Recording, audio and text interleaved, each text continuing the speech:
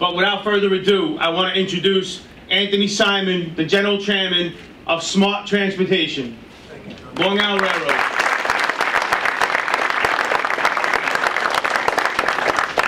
Thank you. First, let me pay a special thanks to our congressional delegation.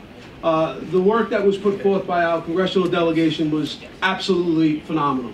We cannot thank you enough, because without that letter signed by 12 Congress representatives, we would not be here saying that we averted a strike.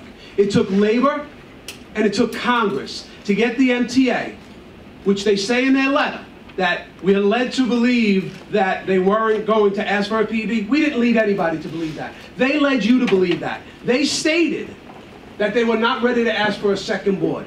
Congress, we thank you. We thank you for your leadership, Congressman Jeffries, and every congressman and woman that stood up to protect this system. And every elected official here today, is because of you that we are here saying that we will not strike on March 21st, and we hope they come to their senses and we don't strike at all. That's our message, and they should hear it loud and clear. It is labor, and it is our elected officials who stepped up to the plate.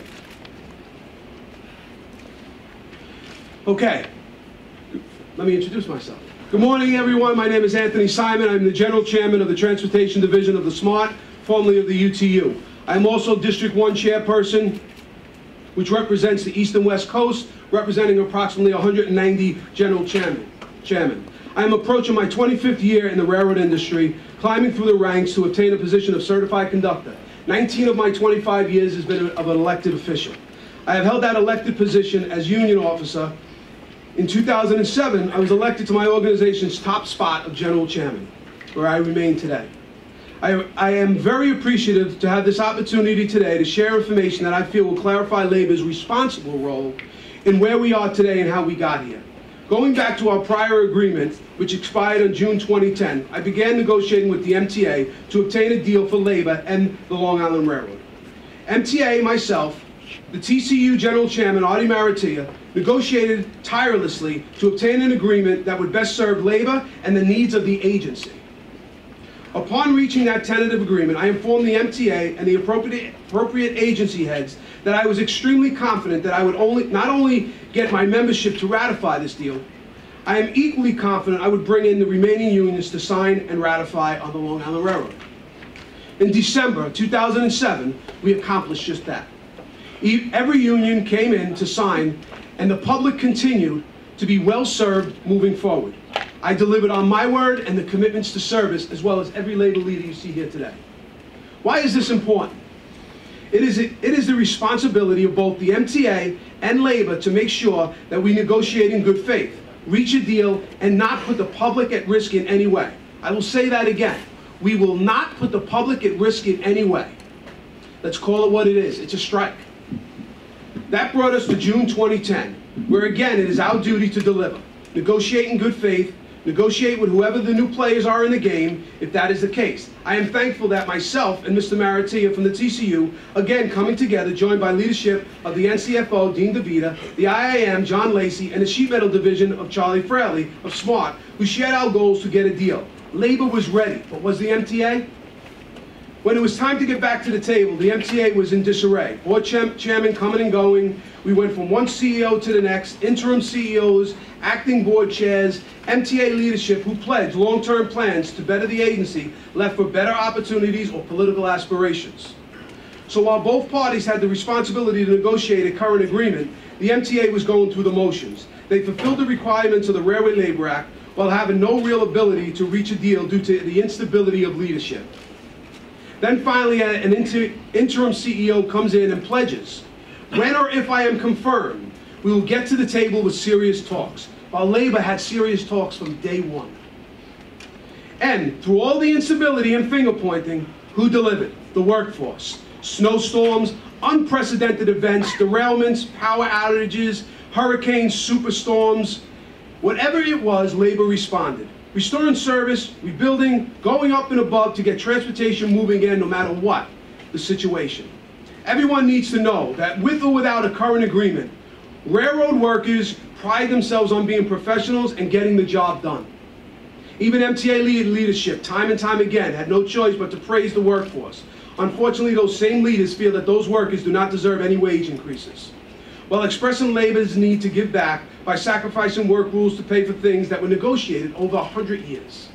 During all the uncertainty of bargaining, labor unions on the Long Island Railroad were forced to negotiate separately, the fear of negative outcome for each group. While knowing negotiations were not productive, then due to rising frustrations from the membership and multiple years of failed talks, two separate coalitions were formed with different ideas to get a resolution. I am pleased that for this Presidential Emergency Board, all 8 unions spoke with one voice. Back to the present. So the newly confirmed CEO and board chairman testifies at the Presidential Emergency Board. He looks forward to the board's recommendations. That recommendation expressed that the MTA does in fact have the ability to pay without raising fares. It's a farce. They are putting the public in a place to blame labor. We are telling you here today, they have the ability to pay without raising fares, and we do not want to go on strike.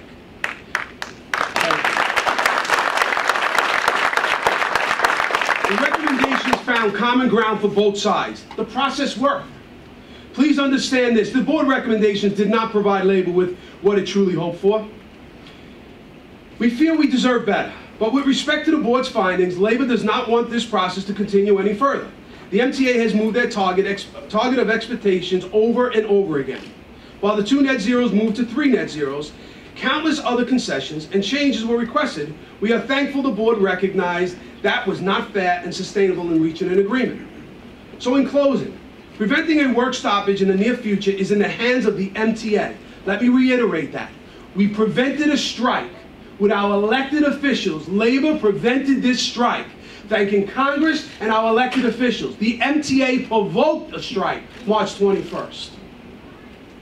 Labor does not want to inconvenience the riding public. Labor strongly feels that these recommendations can be accepted and delivered without passing the burden on to the riding public. Any continued statement to the public from the MTA conveying that modest wage increases will break the bank and blow their budget is just irresponsible. It will be a continued ploy to turn the public against us unfairly. The agency has spent enough ridership money and in fighting its workforce. It's time to move on. The MTA needs to accept these recommendations to avoid a strike. A second PEB is not necessary, costly, and may cause that strike. Based on where we are today, if a strike occurs, it is the sole result of the MTA. Now I want to say a few words about what you see here today. You see solidarity you've never seen before. You see the TWU and their leadership, John Samuelsen, standing with the Long Island Railroad for the first time in history. We are standing together because we believe our message. We believe in what we say. We believe in the riding public. They mentioned that they'll put in the papers that the congressman did this because of contributions. The congressmen and elected officials represented the public. They represented every one of us. Prevents a strike that would inconvenience our members. Our members live in the same areas as you do. We pay the same taxes, the same fees. We cannot afford to go on strike. So let's stop the lies in the paper. John Samuelsen's leadership has been second to none for his members, and we will stand with him.